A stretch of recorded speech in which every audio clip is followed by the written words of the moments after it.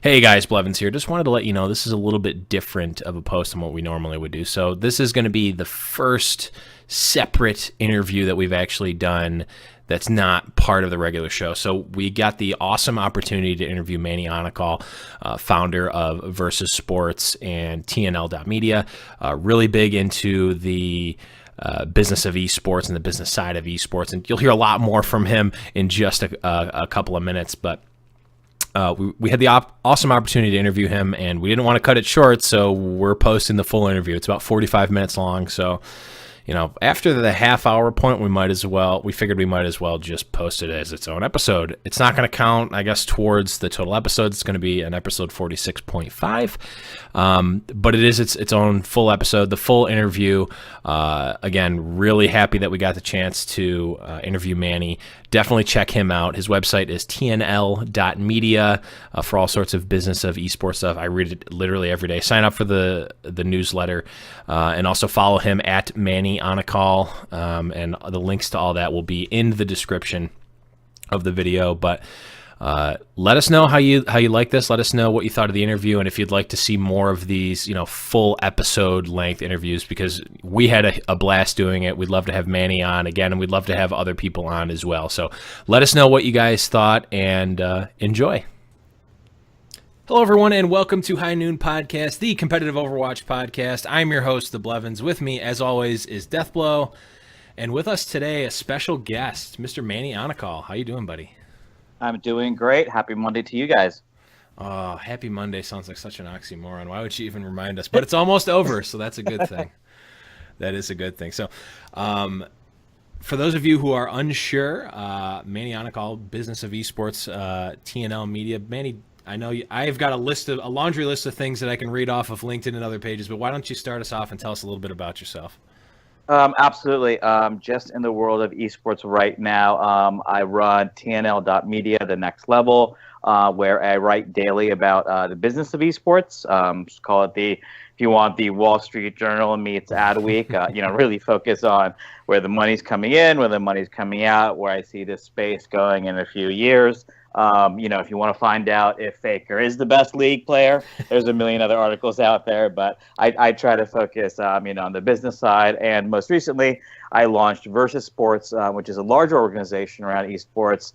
The next level is the media organization for that. And the second part of that is a team, actually. And on the team currently, there's two players. I have Giuseppe Guastella, who's won a couple of FIWC tournaments, as well as the most recent runner-up on FIFA, as well as Frank Stiff Sardoni Jr., who just won the 2016 Madden Championship on ESPN, and have a big belief in esports going forward, and some other stuff that will be announced shortly. But that's where I am in the esports space. Yes, some stuff that we couldn't get out of you, even with the threat of Overwatch plushes. We tried, folks. Even with plushes.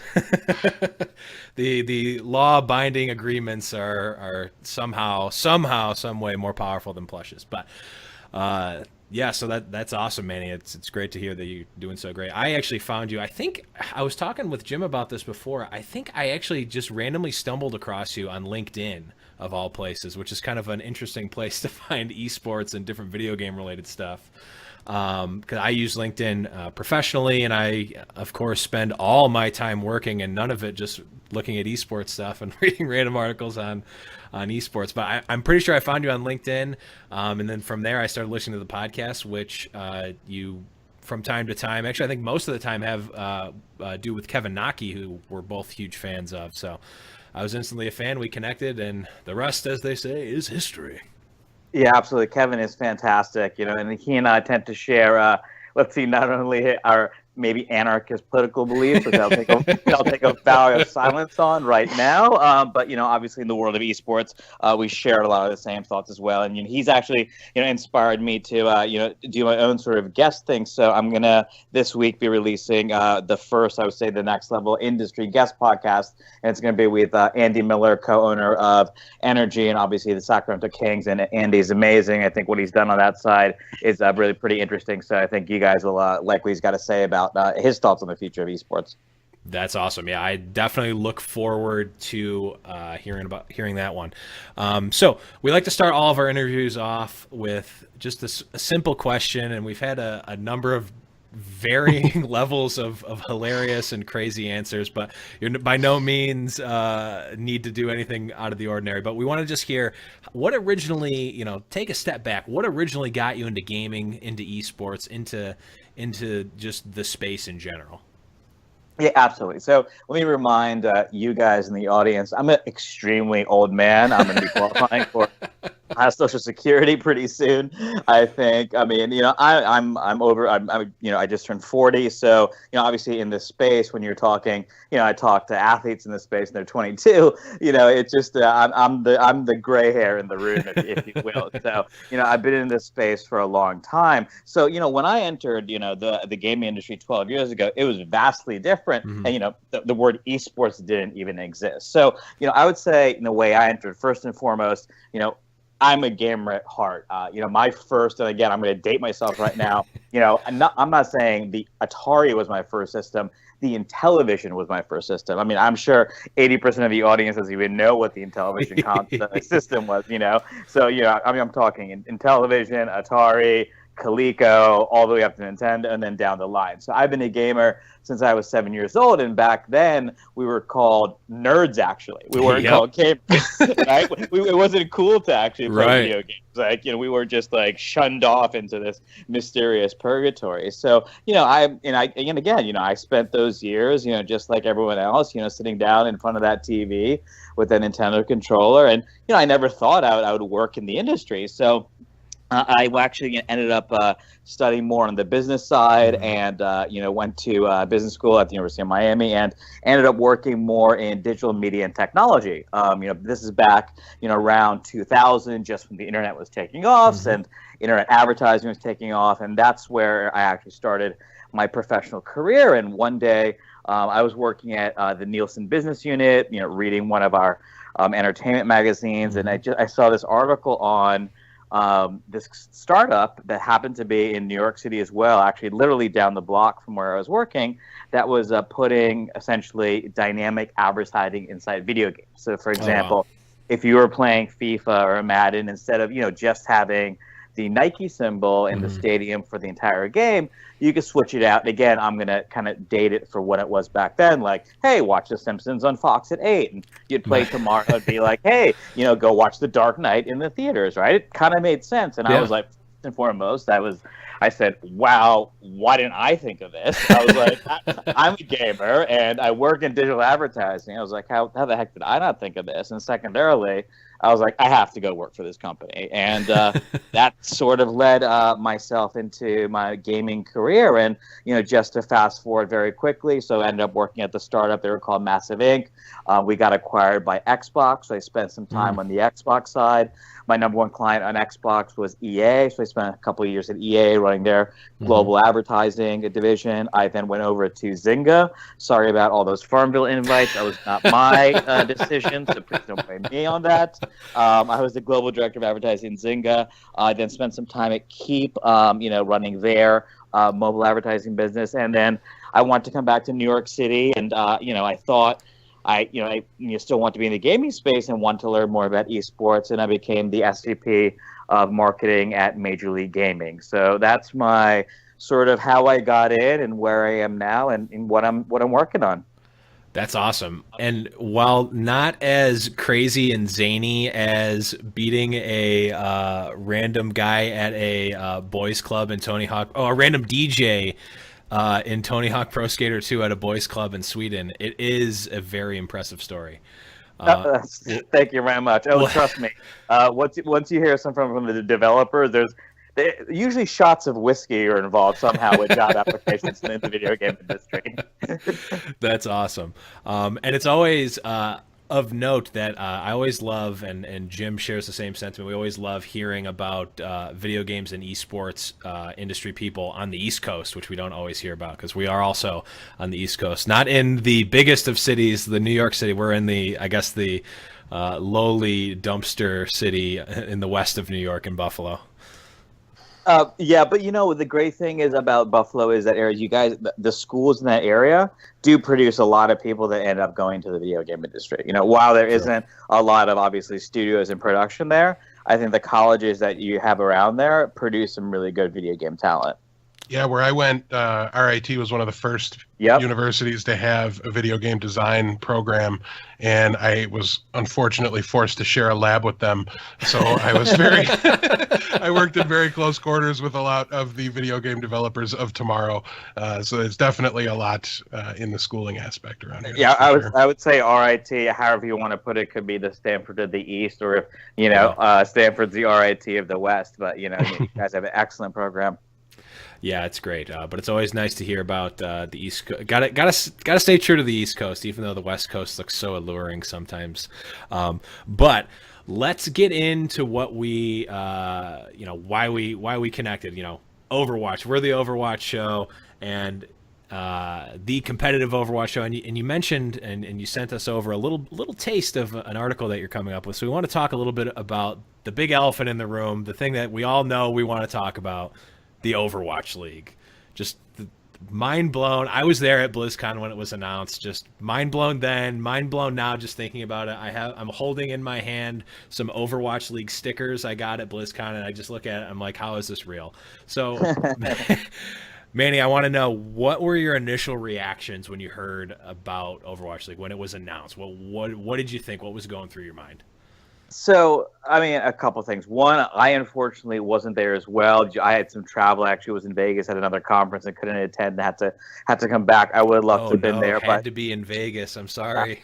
I know. It's just one of those things, right? Oh, no, I have to be in Vegas. But when I heard about it, and let's just say, again, from what I can reveal, because I know a lot of people that were there and had some separate conversations. Mm-hmm. One, first and foremost, I mean, the people that were in the room, and you guys know this, this is public, so we can comment on it. You're talking professional team owners, people, titans in the tech industry, basically billionaires where we're in the room. So, I mean, Activision Blizzard, this wasn't, a side pitch, sort of like they did it, like would have done it like an E3 10 years ago. This was essentially, we believe in esports as the future of sports and media and entertainment, just like I do, just like I say, every single day. So, I mean, I think that was, my jaw literally hit the floor when I heard about it. I mean, to be fair, my jaw hit the floor when, they made the first public announcement, because there wasn't that much actually revealed at BlizzCon versus what was revealed earlier. So, it was more, the sense of when I found out who was there, who was pitching, and when I saw the picture of Bobby sitting next to two professional team owners, that's pretty amazing to me. So I think that was I was much more blown away by, I think, the presentation and I think what they were overall. I mean, listen, I'm still trying to get my head around Nintendo Switch, and we can leave that for a whole other conversation. Yeah. But Overwatch League, I mean, it is out there. I mean, what I'm putting out in my article tomorrow is, I think, if you compare esports to where it was maybe like 3-4 years ago to what Turner and E-League did, it's sort of like going from a hand-pulled cart to, say, an electric car, right? They really raised the bar. I mean, the studio's amazing. They put millions into it. I mean, it's movable. There's like everything's an LED screen. It's nuts. It's absolutely amazing compared to foldable chairs in a hotel lobby, essentially, right? Which is what we're coming from. So now you take from what E-League did to esports to what Blizzard's trying to do with E-League, and I say that's like now from an electric car to basically a space shuttle. I mean, the word, I don't even think the word ambitious does it justice, but it's pretty astonishing. Well, I think it's pretty safe to say then that you're confident that this is the right direction for esports to be headed in, something like the Overwatch League. Is that correct? Now, if I would say that's the right direction, I'd have a lot more zeros in my bank account if I could put it that. So I don't know if that's that. But I mean, what I'm writing about tomorrow and what I'll get into a couple of points is, I mean, literally, essentially, they've taken the NFL and they copied the playbook. I mean, the Overwatch League is the NFL. Great, it makes a great headline. You can Google it. And, 15 people have done it, and it makes sense. And they're doing a lot of what essentially what the NFL is. So, again, let's do the equation. So if if you believe esports is the future, and in 10 years, it's going to be bigger than hockey and baseball, and really competing, potentially with the NBA, maybe even with the NFL, then now's the opportunity to get in somewhere that's very cheap. Again, the thing that I try to explain to other people is and I say let's play this fun game. Let's play We're Billionaires, right? It's always a fun game to play. So, and again, the big thing is, Blizzard hasn't revealed the cost, but I'm going to throw out a number. Let's just say it's $5 million to get a team into this league. So if you're a billionaire, and if you're a multi-billionaire, $5 million, you probably have that in your couch potentially. and for what you can get down the line versus not only you're a pro sports team owner where you can add so many different marketing elements and different accretive value, from that perspective, then it's a good bet. So if it's right, I'm not sure. There's a ton of challenges that we can talk about, and I'm sure you guys have raised as well. But again, I'm saying if you look at it from a pure business investment perspective, for someone who's got a lot of money or perhaps some pro sports teams, it makes sense. Well, you likened the jump here from going from a car to a space shuttle, and that tells me, and obviously just by looking at it, the scale of it, everything that's going on, the people they're bringing in, it's a very ambitious endeavor. Are they biting off more than you think they can chew, or is this the right time to be taking this risk and to be going for it now with this game, or is this something you think they might come to regret down the line? I watched Moneyball again because I wanted to make sure that Bobby Kotick had eyes and not telescopes. Because I wanted to make sure that he wasn't this robot from the future that could just predict everything. I mean, I'm a huge fan of Bobby Kotick. I think what he's talking about, where his vision is for esports, and where he's taken Activision Blizzard across the board, I think it's been very impressive. Now, listen, I don't think right now that his network is worth potentially $2 to $3 billion in broadcast rights. It may be, a decade down the line. I don't think it's there, but this is what he's building towards, which is that, if he's able to create something massive and huge that's potentially as big, as the NFL, why not be able to sell those rights down the line? So I mean, it's massively ambitious. And it potentially could be even too early. There's a lot of risks involved. I mean, here's the thing. I mean, this is an Overwatch League that he wants to run not only just nationally with local teams, but you're talking globally. Overwatch didn't exist 7 months ago. I mean, that's a crazy bet to make. True. I mean, football's been around for over 100 years. So, people need to, people talk esports and you think it's one thing, and I'm like, you don't understand. There's 20 titles easily, and there's one that comes out every other month. So, again, with that risk to bet ratio is, hey, you're making a big bet, but will Overwatch be there in 2019? Because the league doesn't start for another year and a half. So there's a lot involved from that side. Well, and big part of this Overwatch League and the direction that they're heading is to focus on a regionality. It's to, there's a lot of benefits to this, but do you think it's the way to go? It's the right direction to send this league, and is it just something they're doing for the sake of doing it to just mirror what's already there? So I think it's much more the latter, because basically you can't really go, okay, we're going to try to be the NFL, but really not only do half of it, So I think if you don't want to be the NFL, you pretty much have to do exactly what the NFL is. I mean, their Overwatch Combine is called the Combine. I mean, that's what the NFL is called. It's not like they even tried to name it differently. They're calling it the Overwatch Combine, which is fine. But going back to regional teams, I mean, that's a big challenge right now. I would argue, I was just at, I saw a league at Madison Square Garden. And I was at ESL at Barclays, and when you see the fans there, right? I mean, there is what I always enjoy is when I go to events, I'm lucky enough, working in the industry to usually get extra tickets. I always go to the top row and ask whoever drove the furthest and give someone a good ticket, because I'm like rewarding people who make the effort. And the person the kid I gave the ticket to, young kid, he was probably 16 years old. His mom, they came from Ohio, right? And he was wearing, oh God, I'm totally blanking. I think he was wearing a Navi shirt. So, let's just call it Nami, right? So now the question is he from the Ukraine? No, he's not, right? He's from Ohio. So, the question of regionality doesn't really exist, yet. I think, the fans are obviously all over because the way esports grew up digitally, it's a global sport. You don't need to turn on NBC to watch it. You can, turn on Twitch and you can watch, whatever you want. You can watch something in South Korea if you really wanted to. So the notion of regionality isn't there yet. But again, forget whatever I say, is that I really don't care about the next 12 months. I care about the next 12 years. So now, if it's really hard to, envision 12 years from now, because again, 12 years ago, we didn't have the iPhone. And think about that. Think about how much the iPhone has changed our lives. And we didn't have it 12 years ago. So it's very hard to predict what's going to happen over a decade from now, especially where technology is moving much more rapidly, where between 1940 and 1950, nothing happened. But between 2000 and 2010, a massive shift happened, right? So I think that's challenging. So overall, regionality isn't there now, but I think you're going to see that happen. And you're already starting to see it happen too. Hector from Optic, I think he's a fantastic owner. He's kind of turning Chicago into really Optic's home, and even Mike from Envy, right? Look at what he's doing with Charlotte. So I think that's kind of interesting from that side.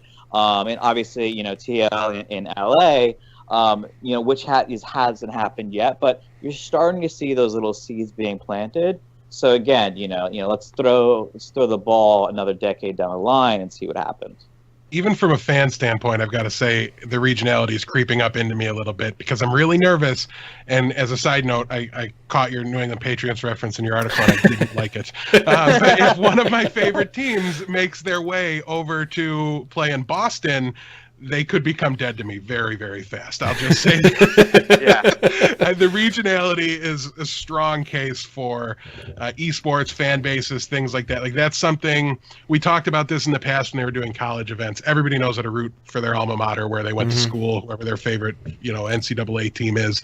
That carries them with them. So it worked well when they were doing collegiate stuff with esports. And I think this is a good step because it's something people already know how to root for. They know how to root for their hometown and things like that. So it might help bring some new people. Absolutely. And, that's a great point that, that you made about, the Boston Patriots thing is like let's say 15 years down the line, you have a kid and you tell your kid, back in my day, TL used to be based in LA and now they're based in Minnesota, right? It's like, but what if your son's like, I love them, or maybe they're based in Buffalo, right? Now he loves them because they're the local Buffalo team. Right. So I think that because the notion of regionality, like why do you like your local team? I would argue your family dynamic is probably the most important reason why fans are fans. Yeah, I've been brainwashed and indoctrinated by my parents and my older brothers to love the teams that I love, and I had no chance. Right, and obviously geography plays the inception of that, but the fact your family comes together all together is, I think, that's the biggest part. So I think that'll be passed on down once that regionality starts to happen. Yeah, that's it's definitely interesting. I feel like I'm in a little bit of a different camp, right? So I've been a LeBron James fan since he was St. Vincent St. Mary's High School. And I've said since day one, since he was playing in like varsity in 8th grade, that I'm going to be a LeBron James fan no matter where he goes. I followed him, when he started on the Cavs, followed him to the Heat. People said I was a bandwagon fan. No, I said from day one, I'm a LeBron James fan. Followed him back to the Cavs. Through all the success, through all the turmoil, I've been a LeBron James fan. I couldn't care less about the Cavs. Is that just me, or is that, have you seen people, because I'm the same way in Overwatch too. So Tavik, aka Pluppy, my favorite player, my favorite team right now by proxy is Rogue. I also like the things that Rogue is doing with Steve Aoki and all the other stuff as well. But Rogue is my favorite team. But if Tavik left, I don't know if they'd be my favorite team anymore. That might be changed if they were Buffalo Rogue. I don't know. Have you seen anything like that, or is that just me being a freak? Now, that's either a trick question. It's not actually a trick question. All that was true. Okay, because then there's something that you don't know. One, I grew up in Miami, so you're touching a huge nerd.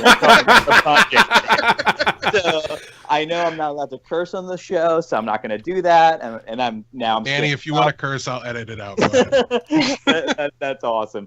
So here's so here's my background. I grew up in South Florida. I went to the University of Miami. I went to the first season that the Heat were there. Mm-hmm. I interned for the Miami Heat for 2 years. The guy in the intern room who was Pat Riley's video coach was a guy who happened to be named Eric Spoelstra. Now he actually ended up going pretty far with the Miami Heat, considering he's the coach right now. So I interned with him in the same room. So the Miami Heat, to me, I bleed black and red. So when LeBron James was there on the team, and listen, I was there second year, Mavericks game 2, and they lost. I could tell you history upon history of the Miami Heat. So that's a very tough reference to me. So I'll have to admit, like when he left, I can understand when he left Cleveland. Listen, he's a local kid. He's a kid from Akron playing there. Like, man, if I was, if he grew up in South Florida, did the same thing, I would be very upset. So, when he left, yeah, I was upset because I thought, 4 trips in a row, like, I think they could have established, another 4 years. I think they could have won at least 2 more, and that's a pretty big dynasty. So, for me, LeBron's a tough analogy. it hits so close to home, So, so that notion again about regionality and teams again going down the line, and I think right now, let's switch the question. Sure. I think right now it's more about players than teams in esports, right? I would argue. Faker is bigger than SKT.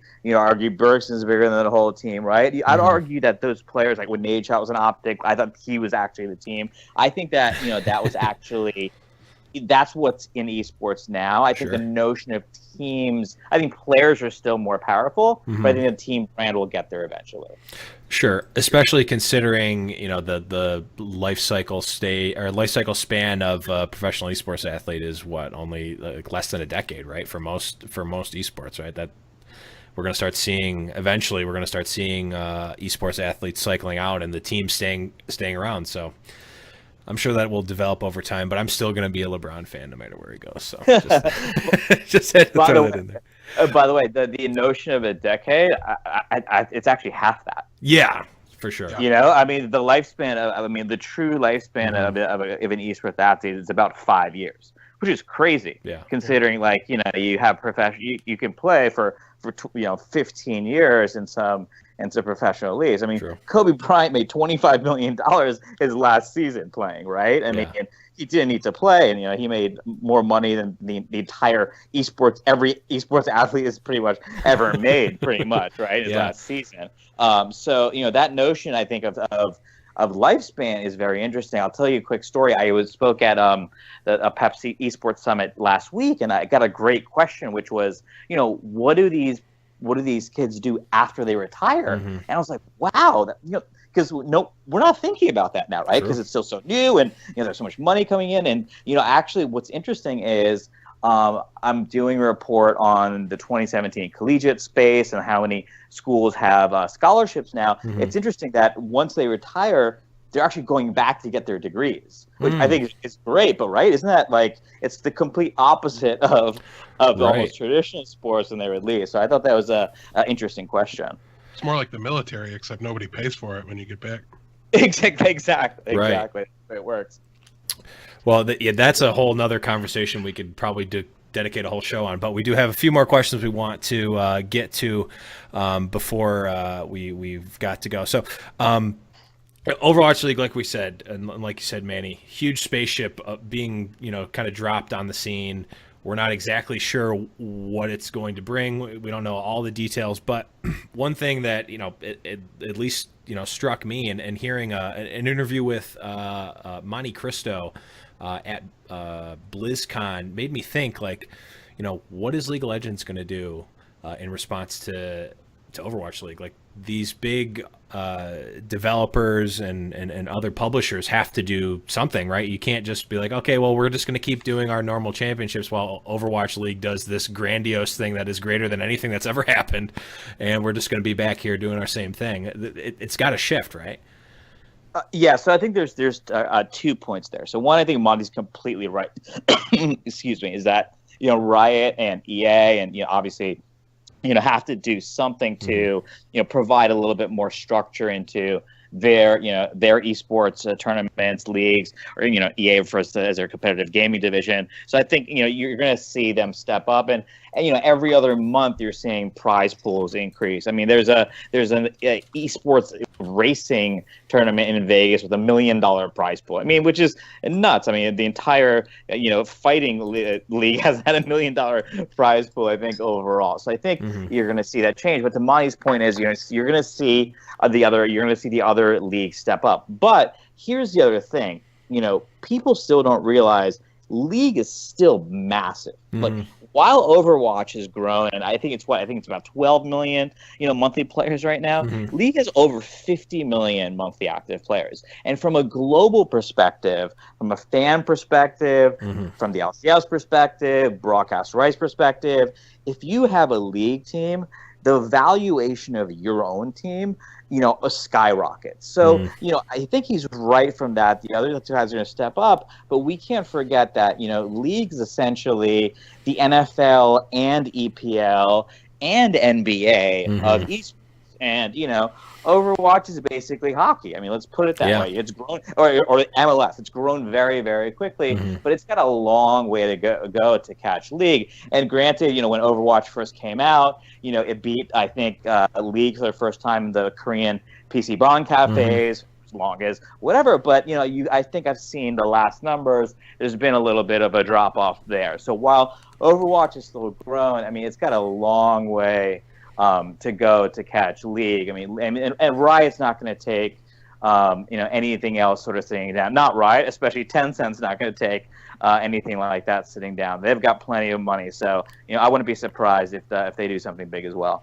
True, and I think it's just going to push everything forward, right? That's interesting to think about. But let's think about it from the other perspective as well. So, obviously we can think about what Riot, Valve, EA, all those other, AAA publishers and developers are doing. But what about the small guys? What about the Smash community? Like, Nintendo's not supporting Smash Melee, right? Like, they're not gonna. I don't see Nintendo. I mean, maybe with the Nintendo Switch they do something like that. But some of these other more niche esports, Battle Right. I'm not sure if you're familiar with that. It's a newer game, but it's like a smaller game, and all these other new games that are coming out that maybe have esports in mind. But like, if you're a new publisher, you're an independent publisher, and you've got a team of a handful of guys making a quality game, what do you even do, like looking at Overwatch League and LCS and like the future in 5 years? What do you even do as a new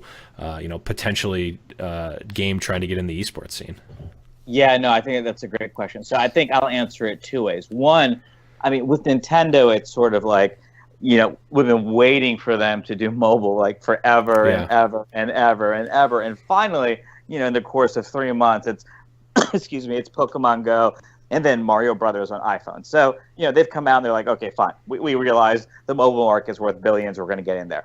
I mean, I really believe in, I'm gonna write this because I haven't gotten my head fully wrapped around it. But I think Nintendo Switch really solves the esports problem, the mobile esports problem. Overall, and I think it's what brings Nintendo in there. So, in terms of supporting Smash, I think it's ridiculous that Nintendo doesn't support Smash more. Their overall. Because the entire fighting game community. I mean, even I would throw Capcom in there too. But even Nintendo, for how big Smash is, the fact they do almost nothing for that. I give a lot of credit and kudos to the guys that run that scene. But I think. I did just give it time, and then Nintendo's going to step in there. They just have to, just because there's just too much money in esports right now, and especially in Asia and especially in China. There's a massive amount of investment, so there's so much money involved. That's just the way it works. I mean, a board of directors isn't going to say no. It's $100 million. So that's just the way the reality of life. Now, the second point about the smaller games, that's going to be really tough. I mean, because unless you have forget the marketing budget, because you're not going to be able to compete with the big guys. But I will say this, is at the end of the day, good content always wins. So the one example I would give is H1Z1, right?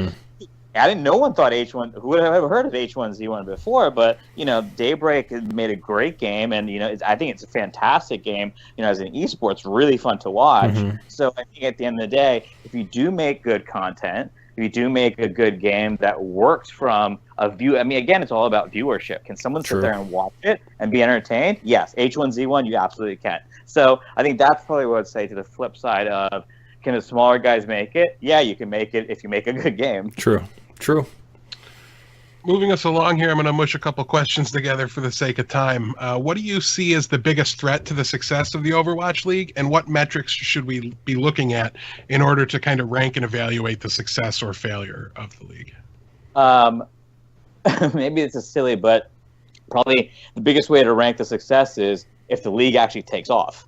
That would probably be the first question, right? Because they're going to need to sell, let's just call it 10 teams at whatever $1 million. So, it'll probably happen. There's plenty of money floating around. So I think, the first metric of success is if they're able to pull it off and sell all the teams, I think, hey, that's fantastic. Secondarily is, I think it's very good that they're not starting till 2018, so they're doing that sort of mini league at the end of 2017 and then starting 2018. So they're not rushing into it. So, I respect that a lot. They really need to build it up over time. So, I think success is going to be really hard to measure in the near term. I started doing that with E-League, and after the first season, I realized, again, it wasn't about the ratings, because it's a very myopic near-term view. I look at sort of, Turner and TBS as, what if it was just, it's also a grand marketing plan. Now they have access to, that 18 to 34-year-old audience that maybe wasn't watching, them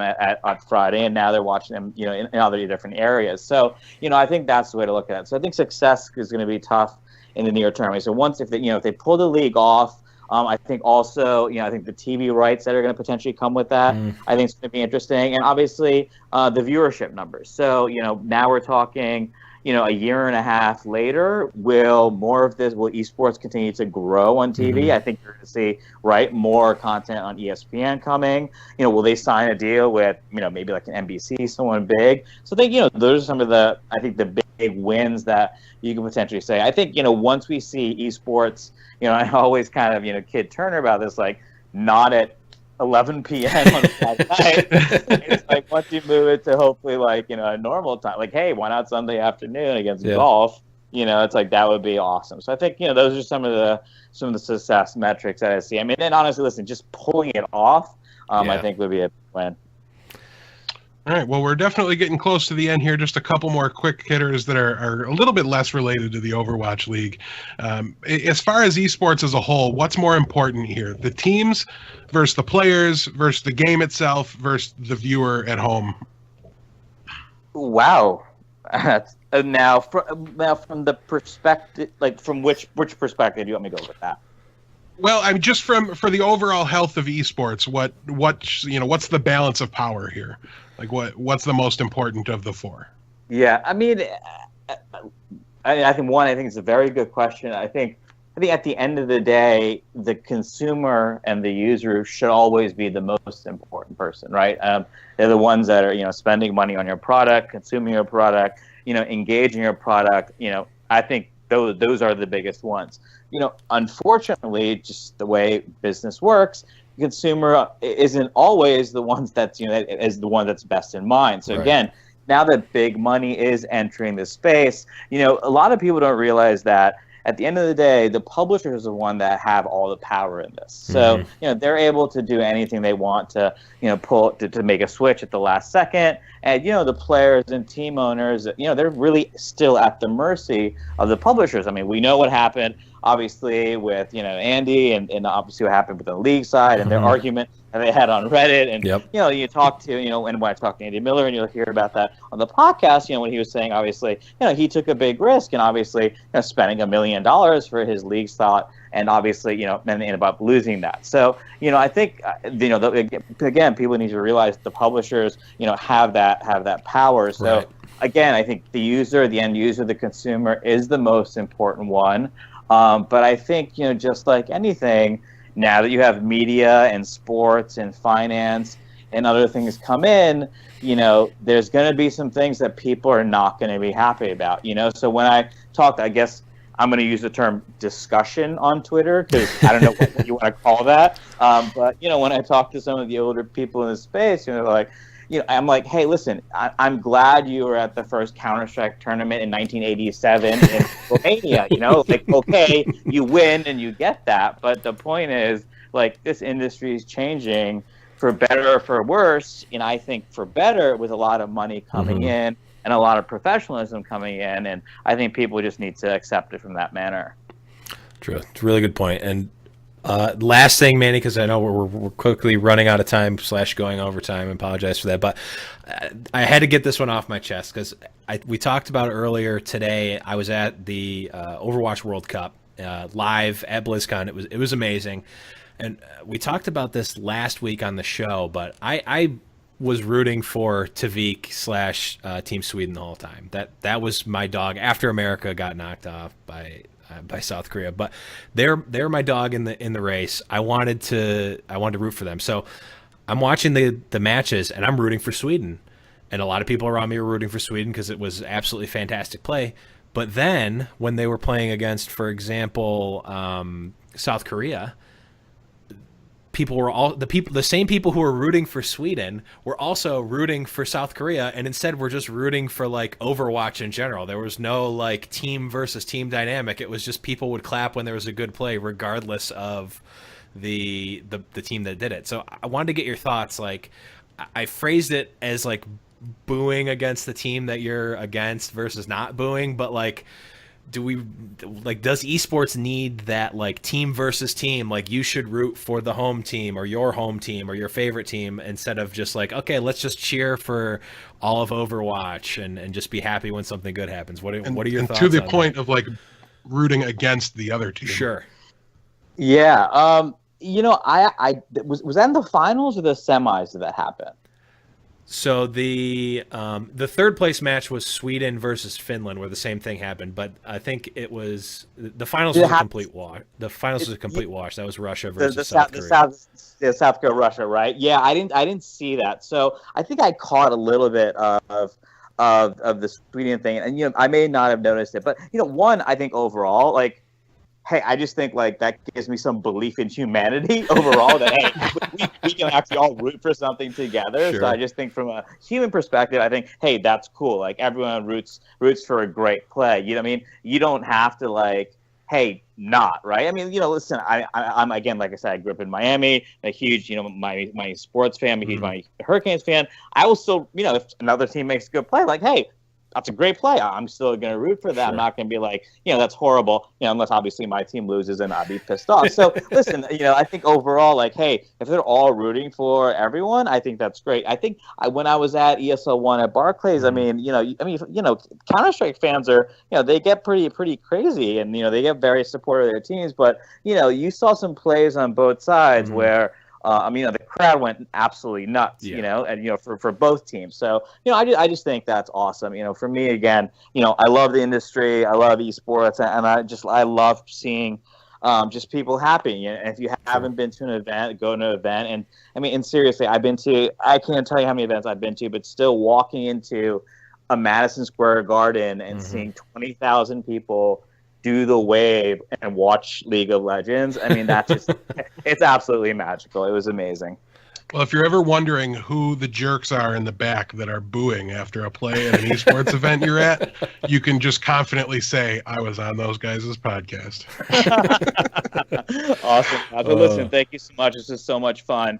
Thank you for having me on. Yeah, thanks, Manny. And if you want to sign off with just a place that people can find you and your articles and all that would be any plugs you want. Any plugs, yes. The floor is yours. And no, it's all good. Well, yeah, like again, I write about the business of esports at TNL.media, and you can just sign up for my newsletter right there. And I'll have some more information about Versus Sports coming out soon.